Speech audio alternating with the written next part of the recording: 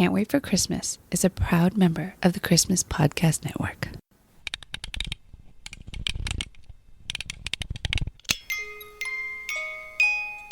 Hey buddy, what you doing? Is it Christmas yet? No, sorry, not yet. I can't wait for Christmas. Yeah, I can't wait for Christmas either.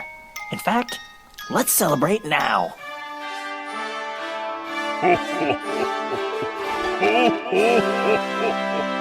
Welcome to the Can't Wait for Christmas podcast.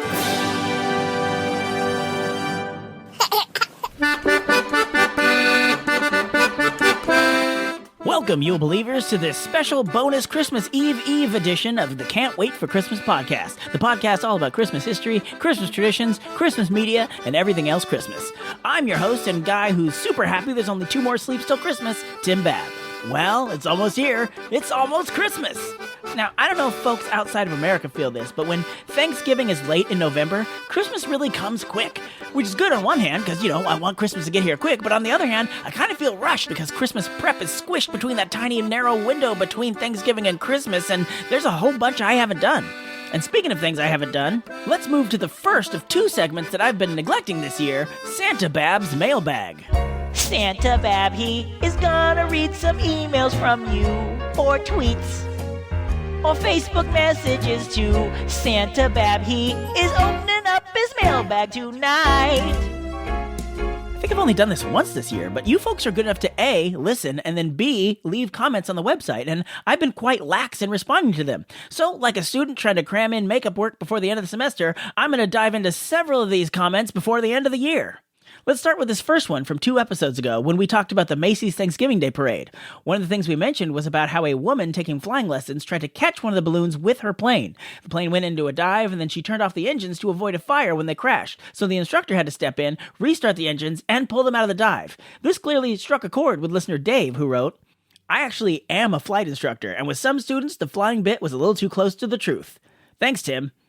First of all, Dave, that frightens me that any part of that is too close to your experience while giving flying lessons. Are your students crazy?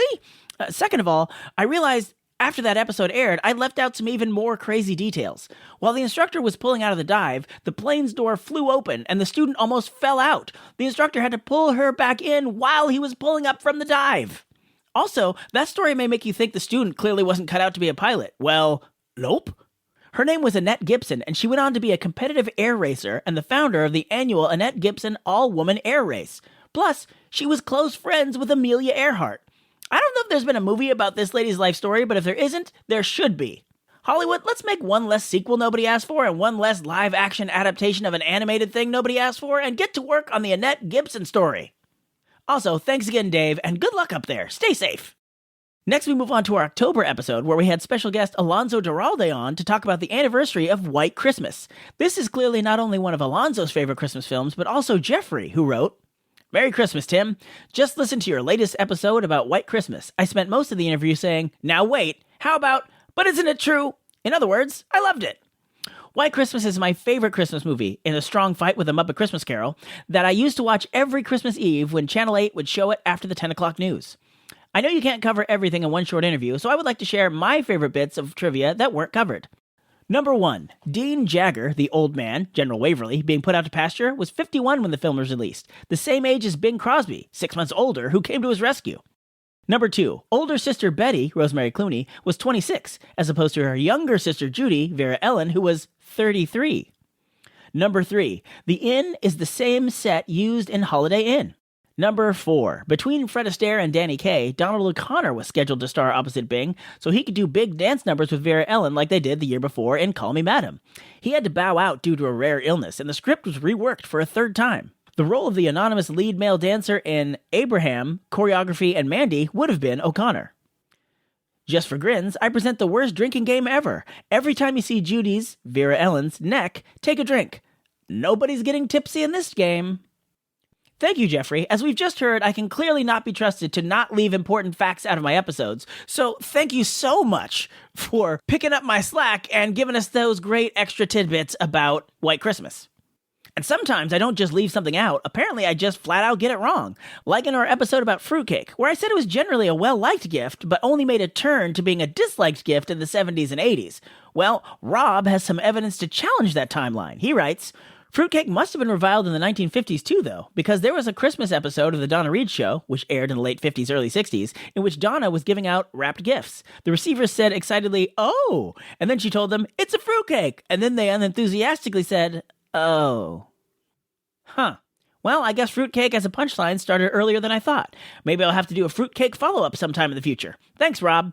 Now it's time for the other segment I've only done once this year because I've been neglecting it. It's All I Want for Christmas is News. Baby, all I want for Christmas is news. Yeah. Give me that news, baby. Yeah, news. I found this story on my number one source for news, The Late Show with Stephen Colbert. Apparently, according to a new poll, Americans are over Christmas traditions. What? Christmas is traditions. You can't be over them and still have Christmas. If you don't put out your wooden shoes, how will Sinterklaas fill them? With dried fruits and nut meat. For a prosperous harvest. Think, Hans, think. Yes, there was a poll of 2,000 people commissioned by the St. Pierre Bakery that I wasn't able to view the results of directly, only the New York Post's article about the results. But it said 60% of respondents wanted to change up the traditional Christmas dinner.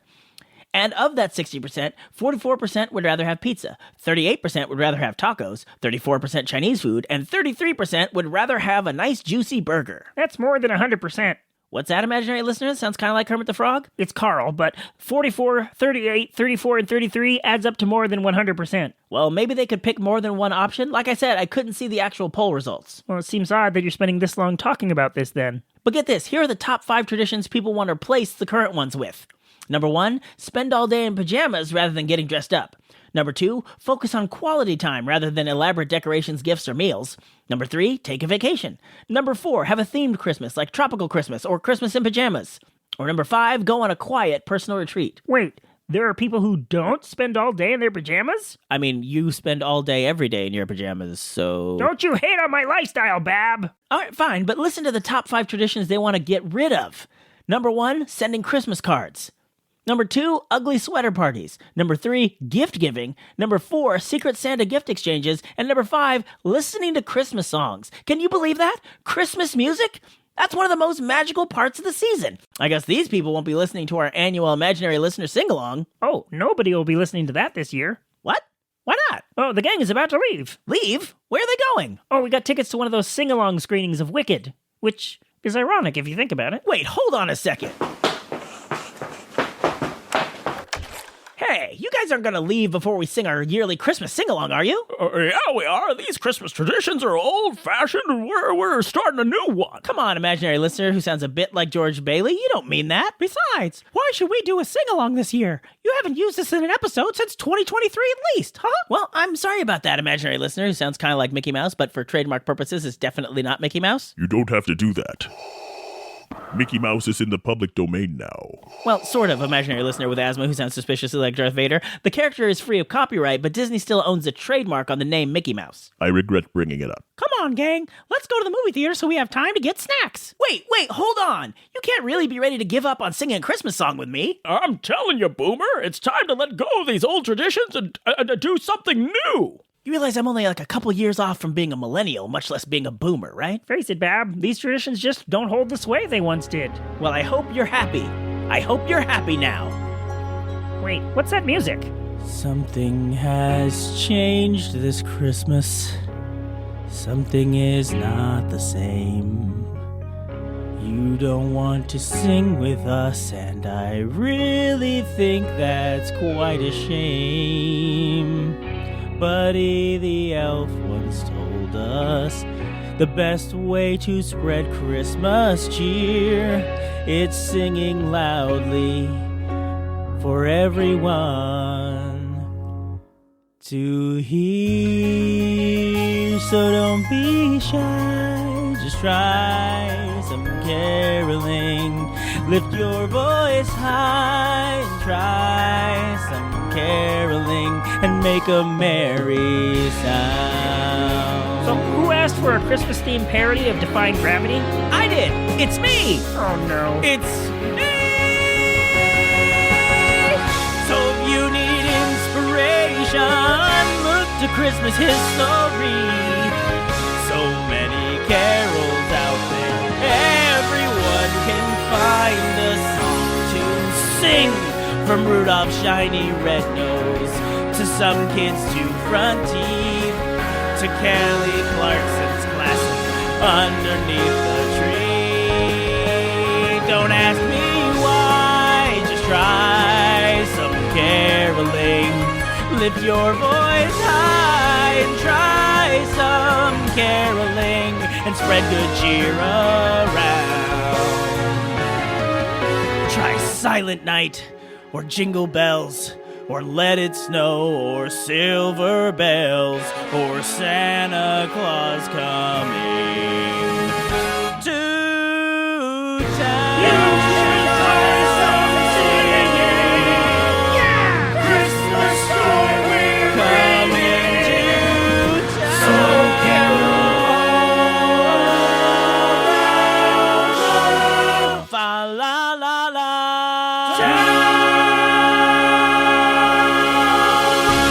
So the only reason the imaginary listener who sounds like Kermit the Frog mentioned we were going to see a Wicked sing-along was so that you could motivate this incredibly forced parody song? It's actually Carl, and who can say? Not me, because the show's over. That's our show, and that's our year. Thanks, everybody, for listening to another 12 months of Christmas on the Can't Wait for Christmas podcast. I'd like to thank everybody who makes this show possible, my lovely wife and my adorable kids who you hear in the intro to every episode, and my wonderful mother who does the outro. Thanks to Mysterious Andy, who handles any tech problems that come up for me. And of course, our amazing band leader, Kristen, whose lovely accordion playing can be heard now as I'm babbling. And of course, thanks to all the other members of the Christmas Podcast Network who over the course of this year helped out with 5 golden things. It was fun to be able to give you a little flavor of their shows on this show. And last but not least, I want to again sincerely thank everybody who listens to this. Whether you're new to the show or you've been with us since the start, I appreciate every single one of you, and I'm glad you've taken this audio sleigh ride with us. I hope you have a magical and Merry Christmas and a safe and joyful New Year. And until we meet again, Yule Believers, keep laughing all the way.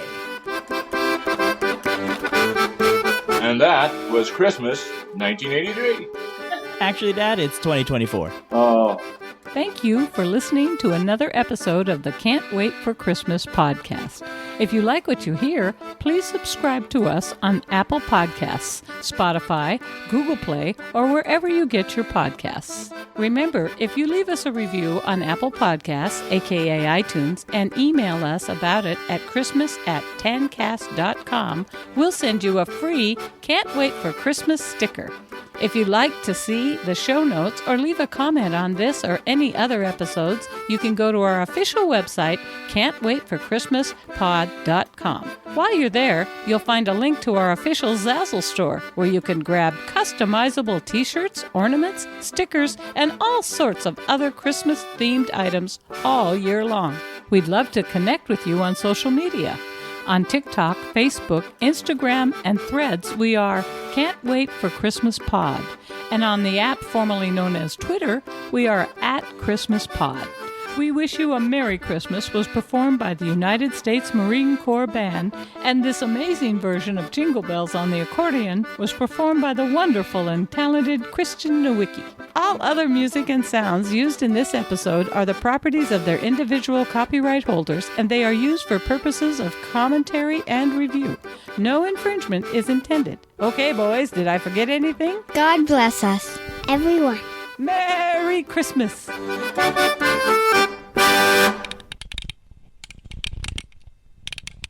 First of all, Dave, that frightens me that any part of that is too close to your experience when teaching frying lessons. Not frying lessons, he's not making eggs! Her name was Annette Gibson, and she went on to be a competitive air racer and the founder of the annual Gnep. She founded that.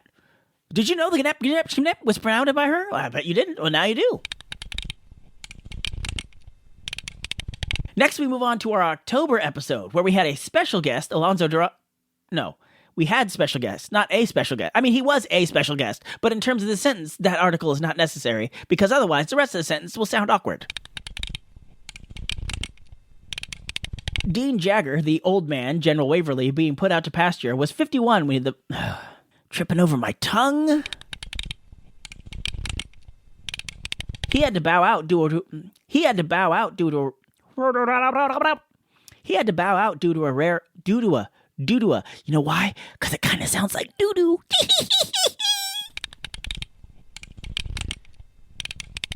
He had to bow out due to a rare... Now I'm overpronouncing it. He had to bow out due to a... Now I'm underdoing it again. There's no winning. He had to bow out due to a rare illness, and the script was reworked a third time. Oh, man. I wish my mouth was reworked a third time. He had to bow out due to a rare illness that the script was...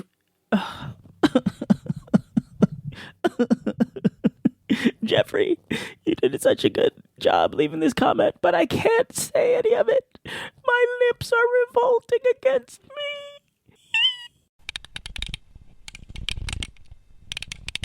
He had to bow out due to a rare illness, and the script was reworked for a third time. Well, that wasn't so hard. Why did I get it that time?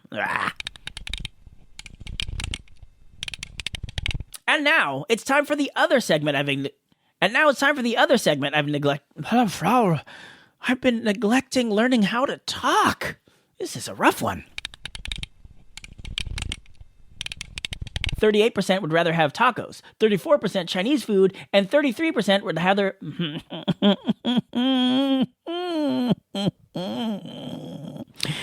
At this point, the outtakes are going to be longer than the episode. I'm sorry about that, imaginary listener who sounds like Mickey Mouse, but for trademark... I'm sorry about that, imaginary listener who sounds like Mickey Mouse, but for trademark reasons is definitely not... Oh my gosh! Whether you're new to the show or you've been with... Whether you're new to the show or you've been here a while, you've definitely noticed I don't know how to talk.